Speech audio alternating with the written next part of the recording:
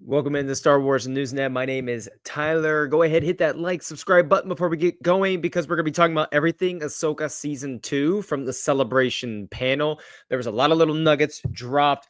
Like some of you, I am so jealous of the people who are there. I have lots of friends that are at Celebration, so this is a good time to be alive if you are a Star Wars fan. So there's a lot of little nuggets dropped, and I want to just let's have some fun. Let's get into some speculation and have a good time. However, before we really get kicked off, you need to go watch Dave Filoni's short little moment of reflection that he had on Ray Stevenson and talking about how even difficult it was for him to consider moving on with the character because obviously we have talked, on this platform and so many others about just how amazing Ray was in this role. And if it was going to continue on, it had to be done right. Dave said he talked with his family about it, Ray's family about it. And ultimately, he decided to move forward with the character and figured out, it came to him what that would look like.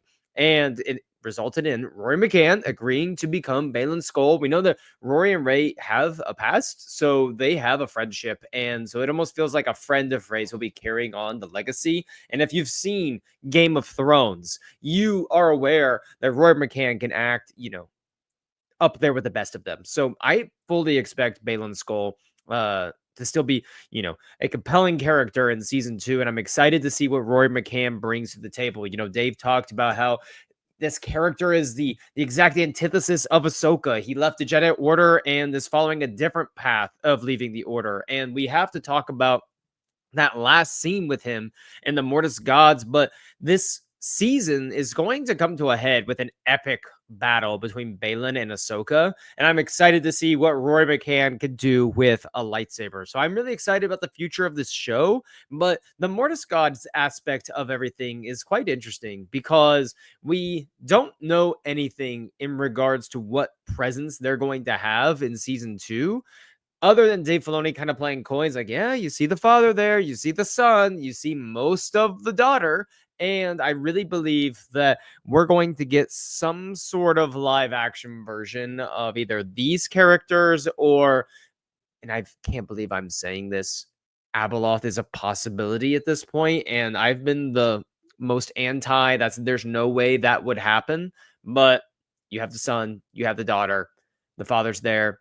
Who do you think they're pointing to? Makes perfect sense that it might be the mother and it might be Abeloth. So that is certainly a possibility. Dave's obviously playing extremely coy with this. However, and I want to emphasize this, he made a point of saying in the panel that being in another galaxy like he is in this one, it allows him to take so many more risks because they don't necessarily have to pay super close attention to the main galaxy where everyone else is. Like this Star Wars galaxy, a lot of things can happen here that don't necessarily translate to the other side of the universe where most of the heroes we know are fighting, and that timeline is continuing on. So I think it's really interesting to see what he's talking about with those risks.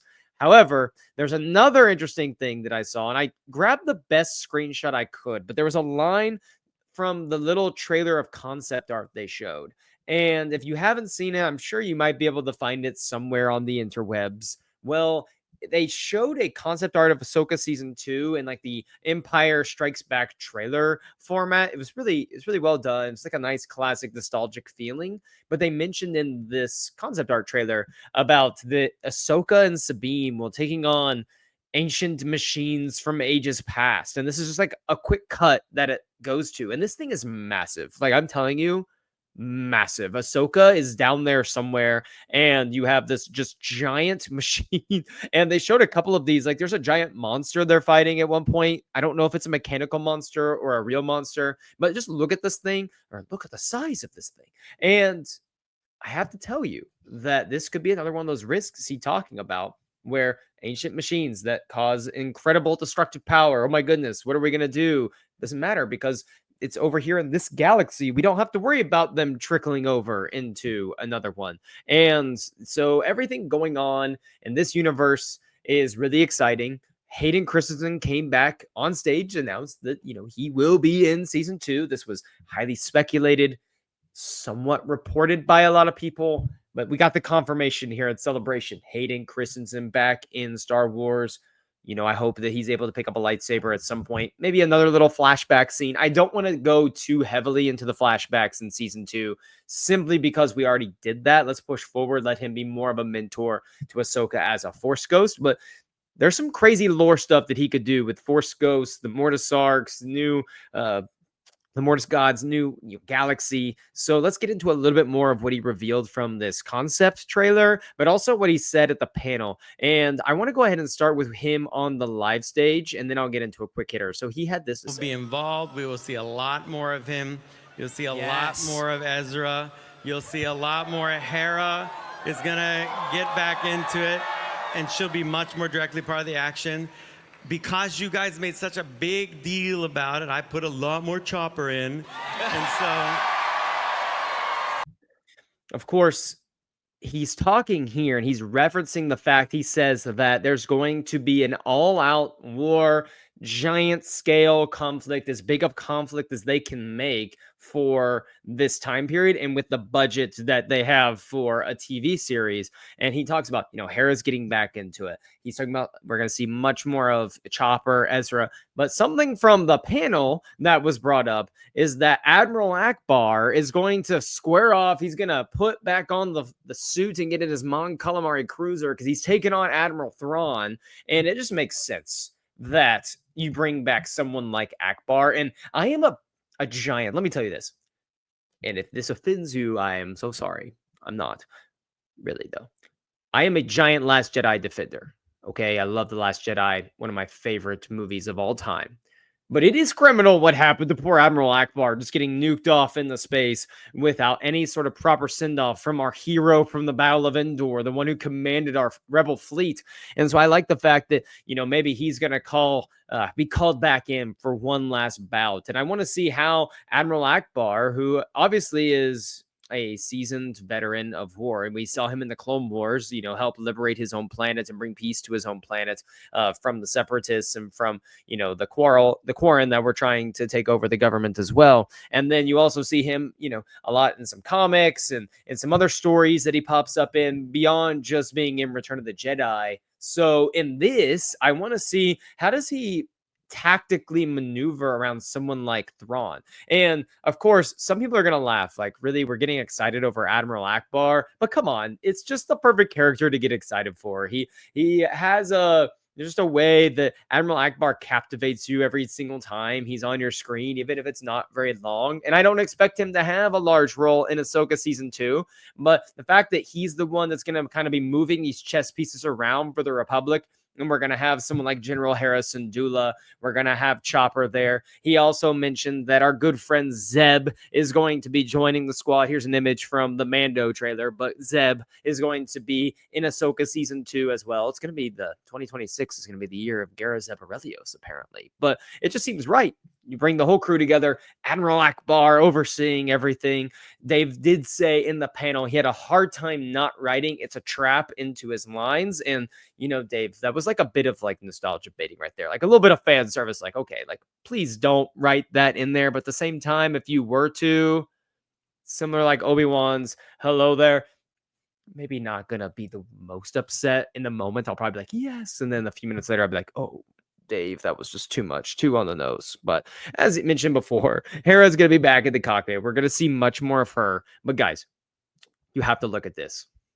Chopper has this massive gun in the trailer. What are they doing giving the greatest war criminal in the galaxy just an absolute, looks like one of those just massive repeater rifles that you might use in Star Wars Battlefront, and they're giving this guy that. I mean, this droid, he's gonna go nuts on the stormtroopers, and I can't wait to see it. I wonder what Chopper's death toll is going to be once this show is over, because it's already up there amongst the Star Wars greats. So I can't wait to see where it is at the end. There was 2 more things from the concept art trailer I want to show you and just give a little bit more speculation on. The first was this one right here, and it was Shin looks like she's facing off with Professor Huyang, and he's got 4 lightsabers there. He's going full General Grievous on Shin. Now, again, this is concept art. This doesn't mean that we're necessarily going to see all of these things exactly as they are once the show, airs. But at the same time, why would you include Professor Huyang with 4 lightsabers against Shin? And that's not something that you're planning on putting in to some degree. It sounds like this season, as the first one maybe ended a little bit, if you were a fan of Lord of the Rings, it felt like, butter scraped over too much bread.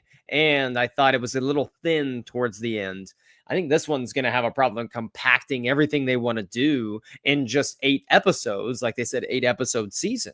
We're going to have to compact this into 8 episodes when we're having 2 different galaxy conflicts going on. And one of them is going to be an all out war battle that takes place over half the season. That's high work that anyone's going to have to do. But again, we'll watch these 2 square off and we'll be just fine. But last little thing from the trailer was this right here. And I believe they were wielding some sort of weapon even. I don't remember if it was a lightsaber or what. I need to give a rewatch. But little Night Sister type action. At first, when it was going through it really fast, I thought, was that Saj Ventress? And then I looked again and I screenshotted a few things. And as I was slowing it down, it's the grainy footage off of someone's phone recording, but, slowing it down, it looks like it's going to be a Night Sister of sorts. And so I'm really curious to see what that looks like. Are there more Night Sisters than just the Night Mothers that we talked about? And I'm not talking about the ones in the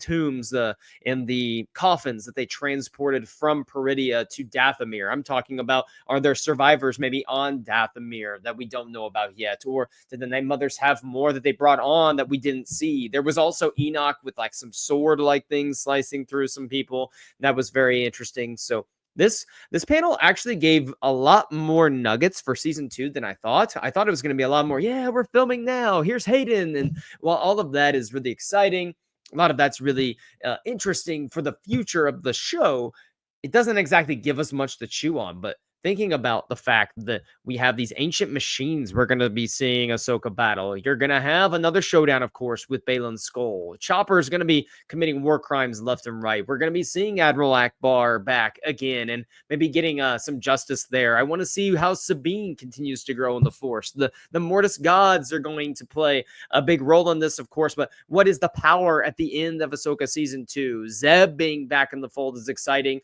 I think we're going to finally, from what it sounds like, is this epic battle is going to have some sort of trifecta that we're used to in Star Wars. There's going to probably be some level of Ezra with Force element involved with the Night Sisters going on, and then you're going to have the land battles between the New Republic fighters and the Stormtroopers, and then you're going to have the space battle that's going on, and that's where I'm like, I cannot wait to see the live action Ghost in action with Hera at the helm. That's something we have been waiting for a long time. Not just the Ghost in live action, but seeing the Ghost again, in action, because we saw a little bit in Rise of Skywalker coming in, but we didn't get a lot of, action scenes with the Ghost. So that's something that I'm looking forward to here in season 2. But ultimately, this is going to be, I think, very pure Star Wars. And I don't mean that other projects are not in any way not Star Wars, but when you have Dave Filoni, who is the protege of George Lucas, Hayden Christensen's going to be involved in this, there's a level of almost back to our roots of like authenticity with this that I think is going to be really exciting to see. And I love that we're going to be able to exist in a time where Andor season 2 comes out in a couple days, which is going to be timeless. It's going to be perfect. And then we can kind of have this weird mythical offbeat Star Wars mixed in with some classic space battles and things like that. So I'm really excited for what this season has. I was surprised that we got as much as we did just from a panel with concept art only to show. They start filming next week. Make sure you are ready to go, because the next year in Star Wars is going to be jam-packed. We have Andor coming out in just a few days, and then 2026. We have 6 months to prepare for 2026. It's going to be nonstop. You have Maul Shadow Lord. We have the Mando Grogu. We have Ahsoka Season 2. It's going to be a massive year as we prepare for the 50th year anniversary in Star Wars. I will be back talking with my friend Paul early in the week, probably Monday or Tuesday, maybe Wednesday. I don't know, sometime early in the week to do a full celebration recap. On Thursday, Star Wars Newsnet Live, we will be here to go over every single thing that has happened in Andor. So make sure you tune in for that. And then, of course, the Timeline Show will be back very soon. But thanks for tuning in. I hope that I was able to get through all of the little things from the panel I saw. If I had to pick one thing I was interested in, these machines, I don't know. I'm just very curious. Anyway, we'll see you next time. For Light and Life, remember, we are all the Republic.